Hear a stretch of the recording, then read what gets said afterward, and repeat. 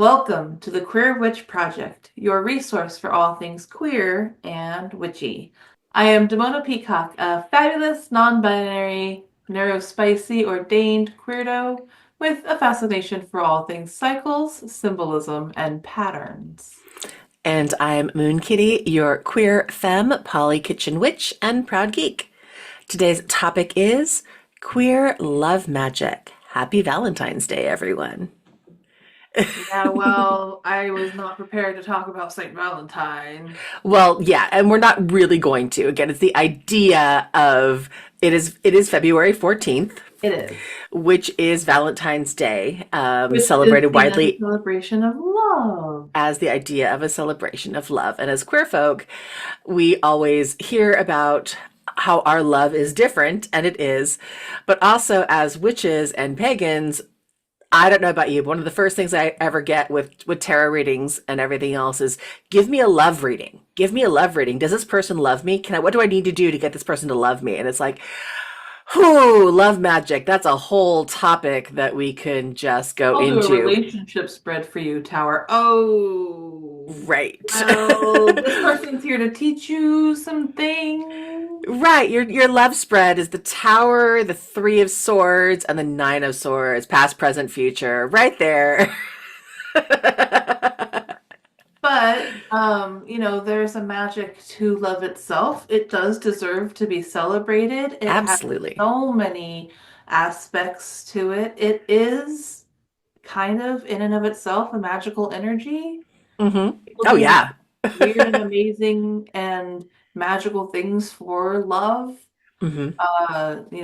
Leaps of faith for love. Mm-hmm. And sometimes love is what drives us forward. It keeps us bonded to our humanity, to one another. So, I mean, it's an important idea and Mm-hmm. archetype and energy, and it's worth having a look at because it definitely has some magical properties. Yes, absolutely. No, everything we do, at least in my magic practice, is done with love and with the intent of love. It's just a matter of what kind of love are we talking about. Well, But, and absolutely, there's definitely different flavors of love. mm-hmm. But I feel like in days and ages where things are getting a lot harder and there's a lot of hate being encouraged and spouted, sometimes we have to double down on the love Mm-hmm. for ourselves, for humanity, for our fellow humans out there that are also struggling on multi levels. Mm-hmm. Sometimes we have to love harder. Yeah. And I want to remind anyone, if you're hearing this at a later date, we are recording this in 2025, uh, 2 weeks after a contentious presidential election and the reinstatement of a president that does not always have love for queer folk or people who are not Christian. So Or this is mainstream in definitely any way.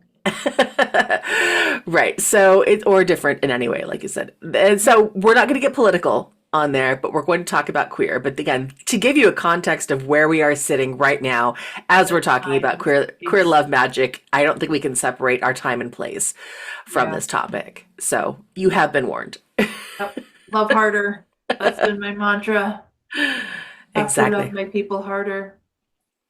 But speaking Oh, of love, what are some of the things that what are the famous quotes? What do we think about when we think about love? And I'm kind of looking and thinking from a pagan perspective. We there's a lot of pop culture references that we can go into forever and have a 30-minute episode that's just on pop culture references about love. But from yeah, that how many pagan perspective, poems, movies, novels. right? Their love is an industry that has its own candy. Mm-hmm. Happy St. But Valentine's Day. but yes, coming at the witchy perspective, the first quote that, and I don't know why this one pops in my head because I've never done the Thelema path, but I know I've often heard, "Love is the law, love under will." I love it. I believe credited to Aleister Crowley. Which, again, potentially problematic, but the idea behind the concept is solid. Well, and that ties back to, like you said, in your practice, you do things intentionally and Hmm. love. by putting your love energy into the world. And I vibe with that. The one that I tend to think of for me that first pops in my head is Love as Thou Wilt. And I don't know who it's attributed for. I tend to think of it out of a book series, which I cannot remember the name of, but if you know, you know. But I know it's a concept, and it kind of mirrors that idea of and it harm none, do as thou wilt, love as thou Very. wilt is that kind of thing as well. That makes me think of, obviously more into the queer world, but one of our big, I don't know, phrases, mottos is love is love. All right. Hmm. Doesn't matter what my love looks like or how I express it or whom I choose to love in this life, and they don't have to fit in your boxes. Love is just love. And Hmm. how can you hate love? Right. That kind of thing. And then the other one I think of is love for life in all its forms is the basic ethic of witchcraft. And that's Starhawk.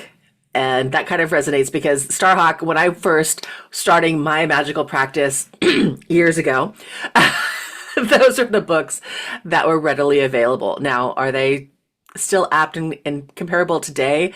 Maybe, maybe not. But the concept again is that idea of love for life. I think, like you said, love is love, and love for life is that Mhm. basic ethic, that basic tenet of witchcraft.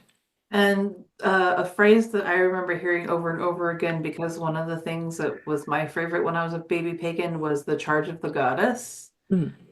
That in rituals we would often recite to invoke the goddess. Hmm. And one of the lines is, "All acts of love and pleasure are my rituals." And that was always felt very powerful for me. But Hmm. that was credited to Doreen Valiente. Nice. I love it.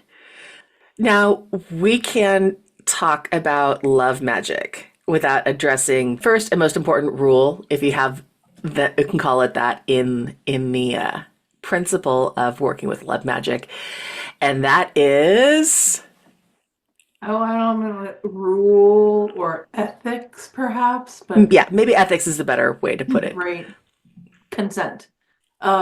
Do not cast spells for or on others without their consent, without their knowledge. It will backfire. It's not pretty.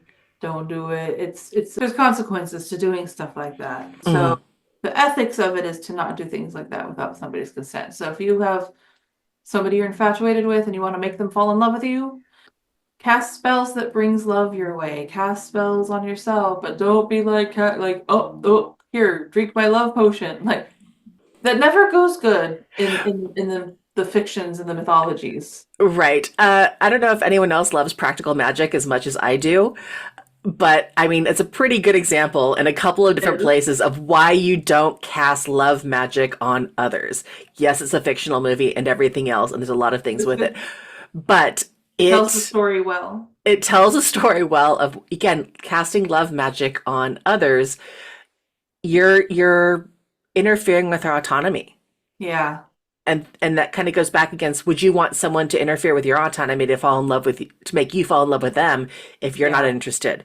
So it's really a challenging concept and thing to think about is that consent is Yep.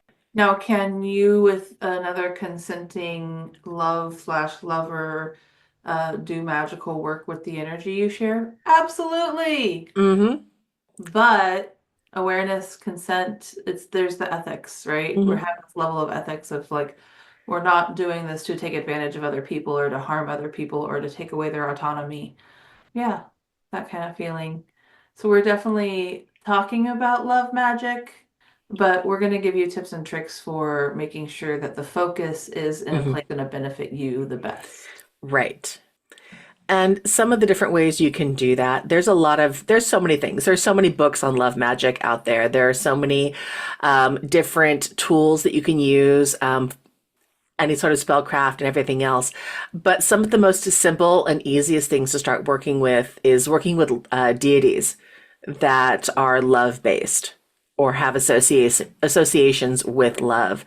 And they are across every culture, Yeah. every religion has some sort of love god or love goddess It's that so you can work with.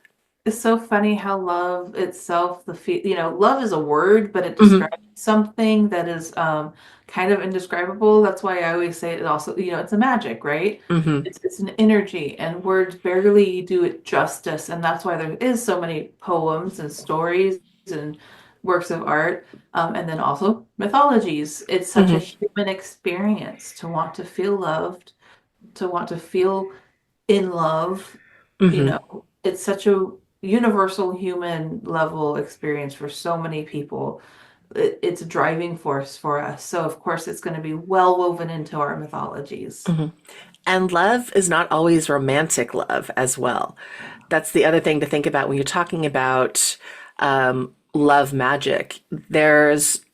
Love magic can be involved opening yourself to deeper connections with friends or finding someone to come into your life to give you that kind of deeper connection that may or may not involve romantic love. And there's familial love. There's so many different Yeah. types of love, but we use that one word to describe, like you said, so many different things that It doesn't really sometimes it do can be justice. challenging. Those four little letters. Yeah, four little letters that mean so much. Yep.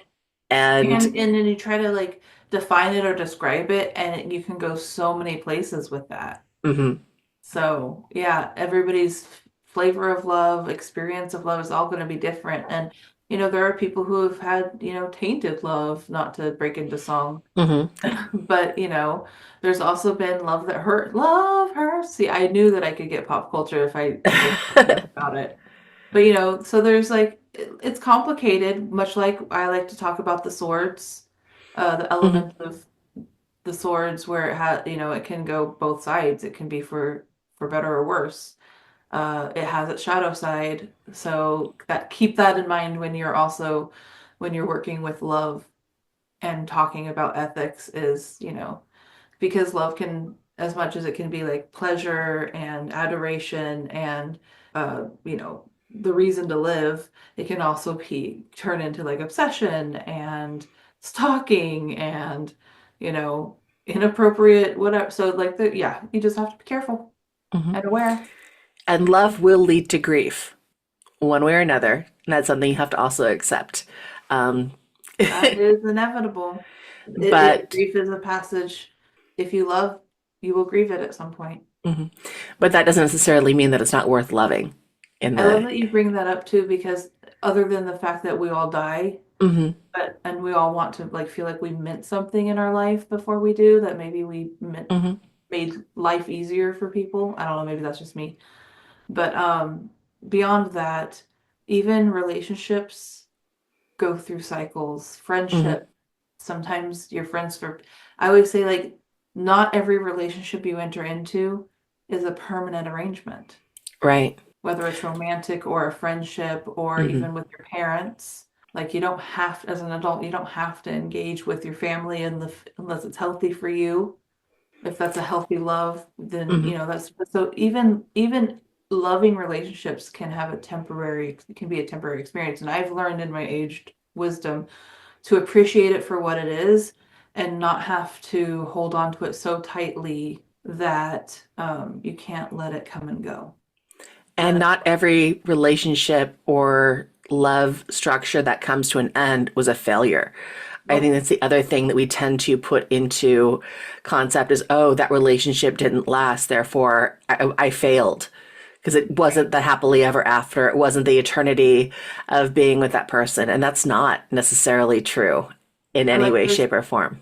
there's a common phrase that's a season, a reason, or a lifetime. Like you can meet people and they'll come Hmm. into your life for a season or for a reason, like to teach you a lesson, Hmm. or maybe you make lifelong friendships. But, when I was younger, I didn't know what that lifelong friendship looked like. But Hmm. now that I'm older, I'm like, damn, kind of cool growing old with some people. Right, right. Yeah. But we have definitely got off track a little bit, but that's okay. So we were talking about love deities. Oh, we got way off We got track. way off track, but that's okay. Let's circle this back around. Yeah. So, What love deities, and what are, again, some of the love deities that are out there that are common? Venus or Aphrodite is Hmm. like top tier, commonly depicted in art and Yes. spoken about in mythology and also astrology. Hmm. So very much a love goddess. Right. The flip side to that, or the partnership with that, is Eros and Cupid. So Right. Aphrodite, Eros, Chaos love Venus, baby. Cupid. And it's really the thing that I do find, again, sorry, I'm trying not to be tangential, but I can't stop with this one, is I love in when you're going from Greek to Roman, they oftentimes stay very, very similar in description and aspect and everything else, except Eros. Eros goes from being this strong, love, like attractive, male designated figure to a short, chubby baby with an arrow. Speaking That's of that one. Valentine's iconography. Exactly. But so that one, again, tangent, but I find it really funny. Everything else, Aphrodite and Venus, you'll see a lot of similarities in the way they're portrayed and depicted. But yeah, so that's the Little flip ocean side. baby. Aphrodite, Eros, Venus, Cupid. Mm-hmm. Mm-hmm. Yeah. And I love the idea of like the little chaos baby making everybody fall in love with each other. Because Right. isn't that like so symbolic of like how hormones do drive us to couple up Hmm. and procreate at some point? Speaking, Some of us. right? Well, Not I'm everyone procreates.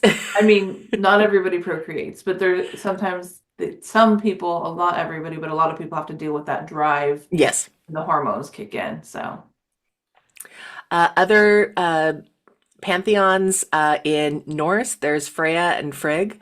yeah. Also are, and I don't know a lot about the Norse pantheon, but I know those are both two goddesses that have different aspects of love and relationships to them.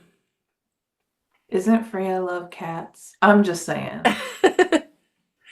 Or am I thinking of someone else? I feel like I could be remembering this wrong, but like somebody has a chariot drawn by cats.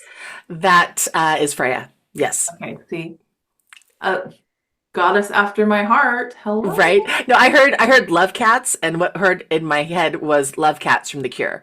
So I'm like going, how are you getting there? What are Okay, you talking about? well, here's the thing. One of my patron goddesses is Bast, Hmm. She's and she is also, also very love goddessy. yes, Hathor as well in Yes, the right? Egyptian pantheons. Yep, those lovey love love, very deep feminine, empowered, Hmm. love to be pampered. Yes. Yeah. Are there any other deities we? Kuan Yin, the Oh, goddess of love and compassion, of right. course. That's beautiful, right? And that's another one to consider is, just love for humanity and Hmm. compassion for people because, that ability to walk a mile in their shoes or have imagine what it might be like what someone else is going through and not in a way where we're comparatively suffering or trying to one up, but just in a way of like it's hard being Hmm. human and it's important to have compassion for ourselves. And Hmm. yeah, I love that she's a symbol of reminding that for ourselves and for others. In fact, there's been a message about that Hmm. being talked about in the world lately. Now, I think right now this year we need her guidance globally for So love. much. So yes, petitioning some love work with some of these deities and Hmm. archetypes and energies is definitely a very effective way. Like, how would you go about kind of establishing relationships or courting them? That's good. There's so many different ways. And we've talked about this in previous podcasts, and we're talking about how to work with deity. But a lot of it is, again, asking and Yep. seeing if they're interested, doing research about them, find out what it is and what draws you to them. And from there, incorporating them into your magical practice and asking the ways they want to be honored Yep. or worshipped. And honored and worshipped are two slightly different things. And depending on how your deity wants, it could be one or the other. So, but ultimately, when it comes down to if you invoke and work with the deities, what they're most likely going to do, and again, I can't speak to all, but what they're most likely going to do, and the aspect that seems to come up more often when you're talking about love magic, is How are you working on it on yourself Yep. before do you work on others? So even deity, my experiences with deity, and you can definitely contradict me or experience because you have more, is when it comes to something like this, when you're trying to invoke an aspect of some sort, they're going to ask you how you are invoking it yourself because you are that first step in manifestation. Yep. Agreed. It's kind of like, can you meet their vibe if you want to invite them in? Is it harmonious to you? So are you opening yourself to their vibe, to love? Are you working on, what are you doing for yourself to know that you're operating out of an energy of love? So that we were saying before, it starts with you. Mm-hmm. And you can put that into spell work.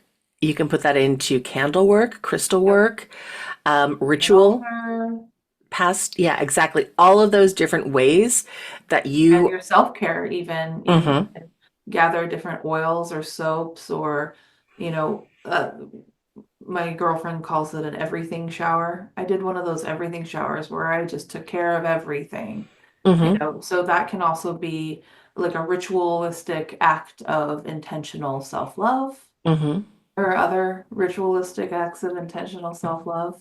mhm. Different adult only content there, but yes, no, there's lots of different things, but it comes down to that idea of being mindful and taking care of yourself. And again, you can open yourself, just sitting there being mindful and opening yourself to that possibility of love coming to you Yep. and love coming to you in the correct way. I Yep. think that's the biggest thing is you don't want to just say, hey, love, come on in, because you open it up to anything and everything that's coming in. But love come unto me in the best way for me Mm-hmm. will bring in what it is you're actually seeking and what you're looking for. You're going to find someone or something that complements you, and you're going to go to someone who complements you, which it just may not be in the way that you think that you want. And that's the thing with like love spells and someone else, circling it back to the beginning, is you may think you want that other person desperately. And sometimes you get what you want and you realize, oh my God, this is not what I wanted. I did not know about XYZ about this person. And you may have overlooked someone else who may have better compliment, or you stopped yourself from opening the door to someone else who may have been someone who was that person that needed to be in your life for that time, reason, or season. Yep. And so sometimes that's why building that relationship with yourself and learning to listen to yourself and learning to call in what's healthy for you. Because sometimes um, people do crazy stuff for love and Oh goodness, yes. always- not always for the best reasons and not always for the best results. So yeah, it also does take a lot of, self guidance, listening Hmm. to yourself and like, here's like a one of the phrases that you commonly hear, like NRE, is new relationship energy. And that's Hmm. you can't get enough of this person because it's so new and exciting and it hasn't gotten old yet. And sometimes we're like, don't lose your mind to the NRE, don't Hmm. start calling up the U-Hauls yet. Right. Also known as the honeymoon phase for heteronormative folks. Right. Right. Queer and poly people tend to call it NRE, the heteronormative cis allo sexual tend to be Yeah. honeymoon phase or honeymoon idea. And again, it's the idea that, like you said, everything in the beginning is new and exciting. Yep, Is can it be still new and exciting? intimidating. Yeah. Is it still new and exciting a year from now, 10 years from now? Was it love or was it lust? Exactly. Because that's again, like we're talking about different flavors of love. Is it romantic? Is it not? Is it Hmm. passionate?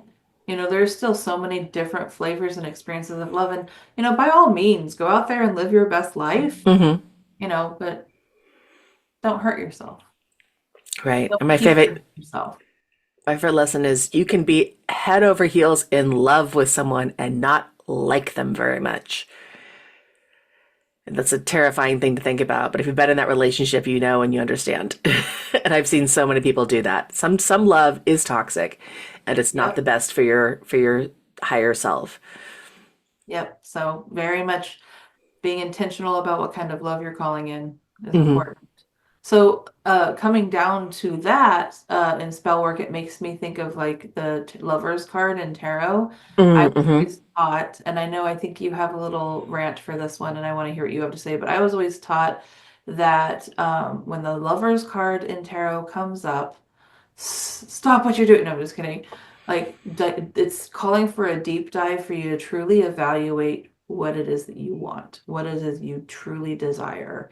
And I don't know that everybody thinks, especially like the well-conditioned people pleasers in life, Hmm. if they stop and ask themselves that. It's Hmm. not as common. We're always like, oh, I want to make this person happy, or I love them and they need me, and and but sometimes it's like you have to stop in a truly reciprocal, healthy, loving situation. What is it you truly desire? What are your needs? What is it you want? Hmm. And you have to know that in order to Hmm. call it in. Otherwise, Absolutely. you may have to learn the hard way of what doesn't work for you. Hmm. And my rant has less to do. I love that aspect, and I've actually kind of adopted that aspect and that idea of the lover's card when I'm doing tarot readings now. My big pet peeve with most tarot decks and everything else, because I am a tarot deck whore. If you've been around at any point in time, you know this. I have a ridiculous collection of tarot decks, and I keep collecting them more because they're little art pieces that just feed my little dragon hunger soul.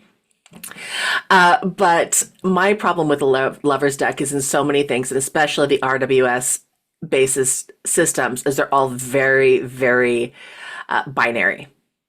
And it's Right, always male, female. And right, being queer and being in a polyamorous relationship where we are in a poly V with my partner who's gender fluid and having a meta in my life and all of us living together in the same house, it's really different and hard to see, oh, here's a heteronormative idea of male and female when that doesn't actually fit or resonate with anything right. in my body or in my aspects or who we have. And so for me, my biggest pet peeve is that area. But the good thing is with the change in the RWS, there are so many or queer friendly decks that are out there that are taking and turning things on their heads. And I can't list them all because I don't know if there is a comprehensive listing of them. That might be something to work on someday. Yeah, But there are so many decks that take it to the basic ideas of the RWS, but do things like turn that deck into cats, like the Blooming Cat Tarot, or your Under the Bed Tarot with Gentle Monsters, or other tarot cards that are using symbology. So they're not actually using human representations, but they're using figures or other symbolic items that take that and take the gender and that binariness out of it. And then there are other tarot decks, like one called the Star Spinner that I love, and it has in it three different lovers cards. So it has a binary version, it has a lesbian version, it has a gay version. So you can pick and choose. And a lot of artists are including multiple types of lover cards. So you can identify or change out what you want. Me, I tend to leave all three in. A, because I love love, but also they each to me represent something slightly different, especially in the way that you said when you're asking yourself that question, what do I want? Each has a slightly different nuance of flavor. So I'll yep, put that in there.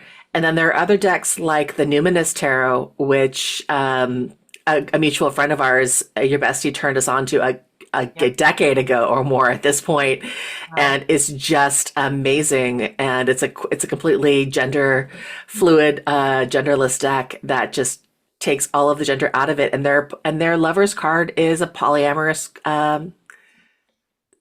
series of monks. Actually, I it's always really feel like kind of it's cool. gender freedom. Like Yeah. there's like a feeling of gender freedom in that Hmm. deck. Yeah. So yes, and yeah, so there's all kinds of different and queer creators that kind of take those things into Hmm. consideration and have given us the art that we need that helps, us actually be able to identify Hmm. with, yeah. So yeah, so if you are definitely looking and follow tarot or use tarot as a tool in your practice, Uh-huh. and Spell you are work. looking for queer decks and things, there are so many out there. And I think we've talked about queer tarot, and I know we're going to be doing an upcoming Yep. series on queer tarot or revisit it again. Um, but I don't know, maybe we just need to do an all deck list at some point in time. Get I will some stack them spread. beside me and go through each, but I don't know. Actually, I do that on my YouTube channel, or was starting to do that on my YouTube channel once upon a time. But now there's more of Yeah. that. But there's so many different cool things out there. But outside of tarot as an aspect, there are so many other different ways to practice love magic. Like you said, there's spell work, in your daily practice, affirmations. Again, Yep. that whole idea of I am Stuart Smalley. Again, if you know, you know. I'm good enough. I am strong enough. And God damn it, people like me. Or gosh darn it, people like me. There is something to be said in that affirming to yourself and opening yourself Yeah. up to it that does I am bring worthy in. of, yep. I am worthy of receiving the kind of love that I give. Mhm. The affirmations can be very powerful. I am worthy of receiving love even when I am not lovable. Yeah.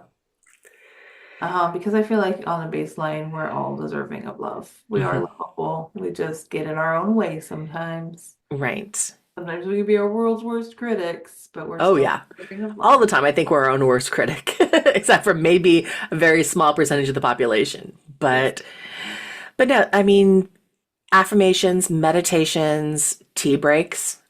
I love taking a tea break, and if you're talking about wanting to do this with a love magic twist, get some little heart-shaped cookies. Make some little heart-shaped cookies. Oh, Sit down there with a cup of tea and just enjoy that warmth and that feeling of contentment and the happiness that that brings in is a very potent, powerful, kitchen witchy love magic.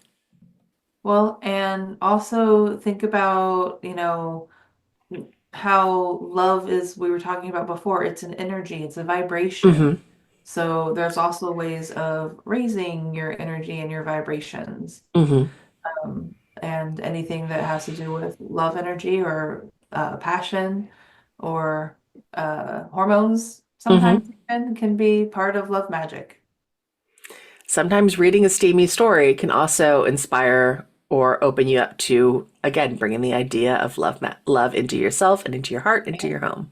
Yep, exactly. So love is very approachable, and it doesn't necessarily have to be connected to another person in order Mm-mm. for it to be accessible and tangible. Yeah. Like I said, if you haven't learned yet from this conversation, love yourself first, Yep. or at least learn to try to love yourself. It's not saying you're not worthy of love if you're not there yet, but And one of my favorite quotes that I will summarize is mhm, sometimes it's people who have a lot of trauma or experienced a lot of, toxic love, really struggle to love themselves, mhm, really fed into the self-critic. And in order to maybe kind of get a little bit past yourself being the focus, uh, choosing to live a life that you can love is one of my favorite approaches is choose to do things that bring you pleasure, that bring you joy, that bring love into your life, that raises you to the vibration of love, whatever it is. Maybe you really like the endorphins you get from going on a walk or sitting in nature and just watching the world go by, or nourishing your body in a particular way. But even like the littlest, most simplest choices, choosing to live a life you can love mhm. can And be when you, a brave act of self-love without making yourself the object of love. I love that. Yeah. No pun intended, but no, I truly do. I think that's a fabulous way of thinking about it. And to piggyback off that idea, when you open yourself to those small moments of love, like I said, build that life that you want or you think you could love. Again, we're reminding ourselves that it's not about always about romantic love. It can be that familial, platonic, ancestral, those connections with people, but often one will lead to the other. So if you're desiring and you need some love and you have the ability, time, and energy, and you get, say, a pet, that love and that bond that you have with that pet can then open you up to Maybe if you say it's a dog, you can go up and start getting up and taking those walks. And now you're going out and getting that exercise and that energy and that love is flowing back in. And on that walk, you now may meet someone who you'd strike up a friendship with. And now you're building on these things that all come down from this act of starting a life where you want to go, and what a life that you could love, that started with something that turned into something else, that led to something else, that opened yourself up to the possibility of having love in whatever way that you want it. Sorry. It's a ripple effect. It's a ripple effect, and it's lots of layers. It's got a lot of layers, and it's very much a ripple effect. And here's the other thing I like to think about. Like, I know a lot of people value like popularity. You know, numbers on the screen of the social medias with the likes and the loves and if you feel like you need attention, you're not getting enough attention, you're not getting enough love, you feel neglected for any reason, one of the ways to kind of just sit for a moment and turn the tables on yourself is, am I giving out what I want to receive? Mm-hmm. Sometimes we're just holed up and like, nobody loves me. But like, I can turn that on myself and be like, I'm going to go on and leave 5 comments that's just on 5 different social medias with no agenda other than to put love out into the world. And then it just reminds people out there that they're loved. Mm-hmm. You know, or it could be like 5 text messages to 5 people that I know and tell them why I love them today. You know, because it could be a different reason tomorrow. Random acts of kindness. And the idea of start putting out into the world that vibrational energy that you wish to attract. So like attracts like. Don't be a grumpy, curmudgeon-y, like pessimistic, you know, blah, blah, blah, blah, blah, and then expect somebody to fall in love with you. Just saying. Like, do it your best to make sure that you are putting out there what you're wishing to receive. And if you are doing that, you might be dazzled by what comes your way, what just starts flowing back to you. Because love is within the realm of water more often than not, within the realm of the emotions, within the realm of the ebb and the flow. It is fluid. All right. Is there anything that we missed? I think we have gone over a lot of stuff. Well, I hope that this means that those who have endured us so far are going to go out and have a love-filled and lovely day. Well, with that, I express my gratitude for our listeners. I am so grateful for you joining us on this lovely day for this lovely topic. And if you liked what you hear, you know, make sure you send some love our way with thumbs up and stars and comments. We love hearing from you. We do genuinely love hearing from you. And if there is a topic you want to know more about or an episode topic you would like to suggest, contact us at thequeerwitchproject@gmail.com or find us on YouTube, TikTok, for as long as it lasts, and Instagram with the handle @queerwitchproject. We upload every other week, though our social media is maybe a little bit slower than that. But at least on YouTube, we upload every other week. And remember, queerness is a key to magic. Be yourself and love rebelliously. Yes. Bye. Bye. Mwah.